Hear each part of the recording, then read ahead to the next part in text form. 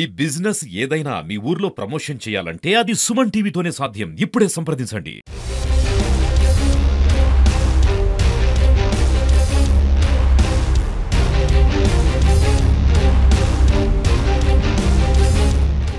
రైల్వేలకు సంబంధించినటువంటి పనులు సాగుతున్నాయి. దాన్ని పరిశీలించడానికి వచ్చాను. ఎందుకు ఈ గోడ పని ఈ వైపు ఈ రైల్వే ట్రాక్ ఈ పక్క గోడ కట్టినట్టే ఆ పక్క కూడా గోడ కడతా ఉన్నాం. ఎందుకు ఈ గోడ కడతా ఉన్నామంటే విపరీతమైన స్పీడ్ తో రెండు ట్రాక్ల మీద ఇక్కడ రెండు ట్రాక్లు ఉన్నాయి. రెండు ట్రాక్ల మీద విపరీతమైన స్పీడ్ తో రైలు పోతా ఉంటాయి. ఇది హైవే లాగా అనుకోండి. ఎంత స్పీడ్ తో పోతాయంటే 130 కిలోమీటర్లు గంటకి చెప్పున అంత స్పీడ్ తో వెహికల్స్ పోతా ఉంటాయి. ఇక్కడ మనుషులు రైతులు ఇటు నుంచి అటు పక్కన ఏం కాదులే అని ఎగిరి దూకేస్తా ఉంటారు. అక్కడెక్కడో ట్రైన్ వస్తా ఉంది కదా అని మధ్యలో వెళ్ళిపోతారు. అలాగే పశువులు వాటికి ఏమి తెలియదు పాపం. ఆ పొలాల్లో నుంచి పశువులు ఈ పొలాల్లోకి వెళ్ళిపోతాయి. వెళ్ళేటప్పుడు అవి ఇక్కడ చూస్తే ఉదాహరణ మనిషి ఇట్లా చూసాడు అనుకోండి, రైలు ఎక్కడెక్కడో కనిపించినట్టు ఉంటది. కానీ దాని స్పీడ్ అంతా 130 కిలోమీటర్ల గంటకి. అది టక్కన అట్లా కళ్ళు మూసి తెరిచే లోపలే ట్రైన్ కొట్టేస్తుంది.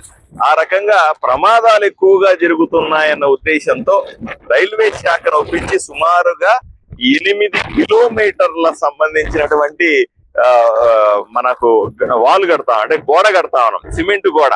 మీరు అక్కడ చూస్తే సిమెంట్ గోడలా కనిపిస్తుంది కానీ అది కాంక్రీట్ మధ్యలో లాంటివి. అవి కథలు సుమారుగా 1.5 టన్నులు ఉంటాయి అవి. కానీ అట్లాగే పేర్చుకుంటూ పోతూ ఉంటారు. ఎక్కడైతే దారి ఉందో కింద నుంచి వెళ్ళడానికి దాన్ని మాత్రం వదిలిపెడతారు. ఇదంతా కూడా కవర్ చేస్తారు. దీంతో రైల్వే ప్రమాదాలు నివారించవచ్చు అన్నది ఆలోచన విధానం. దానికోసమే 8 కోట్లు ఖర్చు పెడతా ఉన్నాం. ఈ ఒక్క ఏరియాలో అవి మాత్రమే సుమారుగా 83 లక్షలు ఖర్చు పెడతాం. అంటే 1 కిలోమీటర్ ఈ వైపున 1 కిలోమీటర్ ఆ వైపున చేస్తూ చక్కగా గోడ కట్టి పశువులకు కానీ మనుషులకు కానీ రైతులకు కానీ ఎటువంటి ప్రమాదం జరగకుండా ఉంచడానికి మాత్రమే. ఎందుకంటే ఇక్కడే ఈ ప్రాంతంలో ఎందుకంటే ఎక్కువ ప్రమాదాలు ఇక్కడ జరుగుతున్నాయని గమనించాం. పెద్ద పశువు లాంటిది వచ్చి కొట్టేస్తే ట్రైన్ కూడా పక్కెళ్ళిపోద్ది ట్రాక్ వదిలిపెట్టి. అంత బలంగా ఉంటాయి ఒక్కోసారి. వీటిని నివారించాలన్న ఉద్దేశంతో చూస్తా ఉన్నాం. ఇక్కడ నాణ్యత ప్రమాణాలు తక్కువగా ఉన్నాయి. కాంట్రాక్టర్ సరిగ్గా పనిచేస్తలేడనే ఆరోపణలు కూడా ఉన్నాయి. అందువల్ల నేను వ్యక్తిగతంగా చూడాలని వచ్చినాను. పని పూర్తి కాలేదు, కొంచెమే సగమే పూర్తయింది.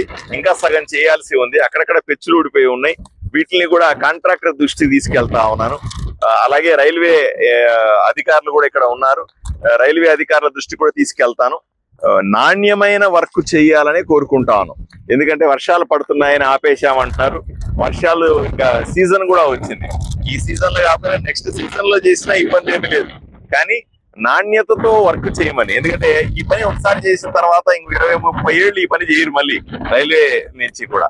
ఇంత డబ్బులు ఖర్చు పెట్టి ఇంత డబ్బులు కేంద్ర ప్రభుత్వం నేరుగా డబ్బులు తీసుకొని వచ్చి మనం ఖర్చు పెడతా ఉంటే సరిగా పని చేయాలని కాంట్రాక్టర్ కి నేను విన్నవిస్తా ఉన్నాను.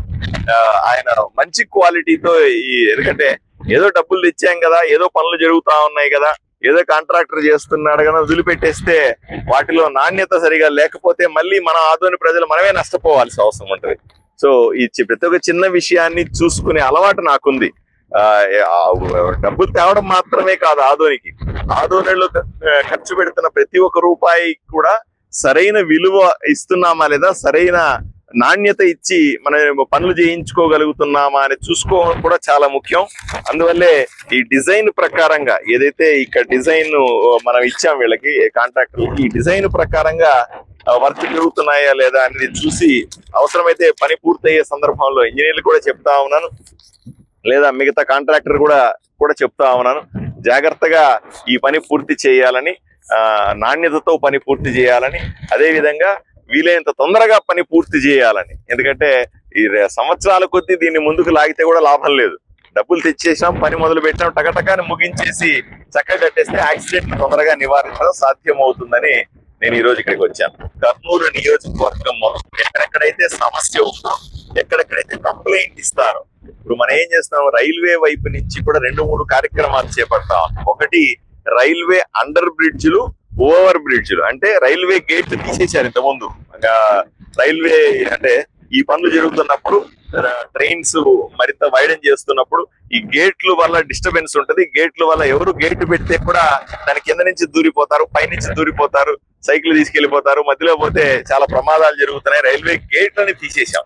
రైల్వే గేట్లు తీసేసి దగ్గర మూతపడినాయి. ఈ పక్క నుంచి ప్రజలు ఆ పక్క వెళ్తా ఉన్న సందర్భంలో కష్టంగా ఉందని అండర్ బ్రిడ్జ్ అంటే ఈ రైల్వే ట్రాక్ ఉంటుంది, దాని కింద నుంచి ఓ సొరంగం లాగా తీసుకొని ఆ పక్కకి ఓ దారి పెట్టే ఏర్పాట్లు చేస్తాను. కొన్ని చోట్ల ఓవర్ బ్రిడ్జ్లు చేస్తాను. కొన్ని చోట్ల ఎక్కడైతే రైల్వే ట్రాక్ పక్కన ఇటువంటి కోటలు కడతాను. ఎక్కడెక్కడ అవసరమైతే అన్ని రకాల ప్రజలకు కానీ పశువులకు కానీ రక్షణ కల్పించే ప్రయత్నాలు చేస్తాను. ఎవరైనా మీ ఇంకో చోట చేయండి, ఇంకో చోట ప్రతిపాదన ఇస్తే ఎవరన్నా అర్జీ ఇవ్వాలి కదా, నాకు ఇక్కడ తెలిసింది కాబట్టి ఇక్కడ చేస్తాను. అర్జీలు ఇస్తే అక్కడ కూడా మీరు చెప్తున్నారు గనేకల్ అని ఇంకో చోట అక్కడ కూడా చేయిస్తాం, ఇబ్బంది ఏమి లేదు.